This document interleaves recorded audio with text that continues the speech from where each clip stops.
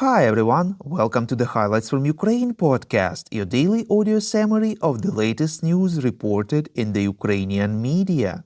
My name is Artem and here is the news.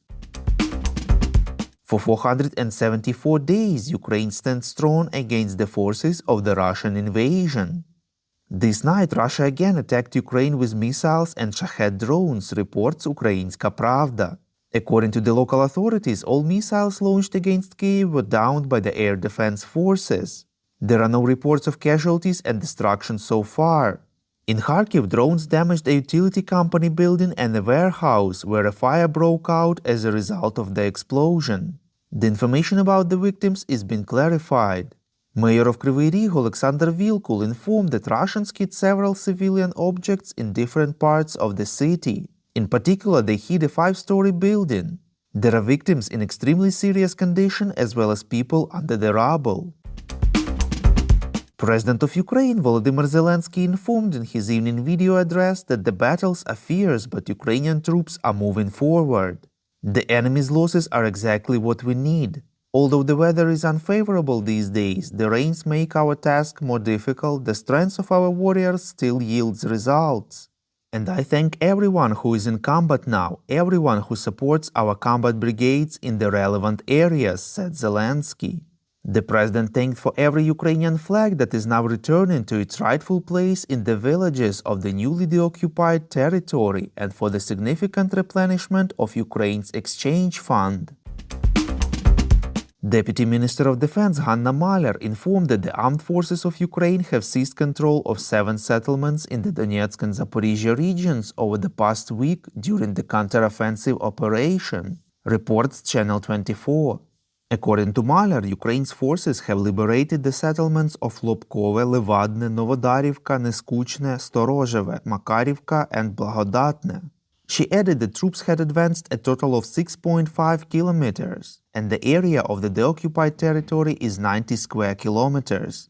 Later, Maliar informed that 16 square kilometers were liberated just on the Bakhmut front, Donetsk Oblast, reports Ukrinform. We would really appreciate if you could rate us, ideally with 5 stars, in the apps where you are listening to this podcast: Google Podcast, Apple Podcast, Spotify. This really helps more people to find the highlights from Ukraine and learn the truth about Russia's invasion. The United States may announce a new package of military assistance for Ukraine worth up to $325 million today, reports Voice of America. According to the media sources, new support will be dedicated to the start of the counteroffensive and will be provided directly from the military stocks of the U.S. Army. The package will include Bradley and Stryker infantry fighting vehicles that can replace those damaged or destroyed, as well as ammunition for HIMARS and NASAMS systems. French President Emmanuel Macron said that Ukraine's counteroffensive has been going on for several days and should lead to conditions that will allow Kyiv to start negotiations in the most favorable way, reports Ukrainska Pravda. He believes that the counteroffensive should last for several weeks or even several months. Macron said that he wants it to be as successful as possible so that the negotiation phase could start under the right conditions.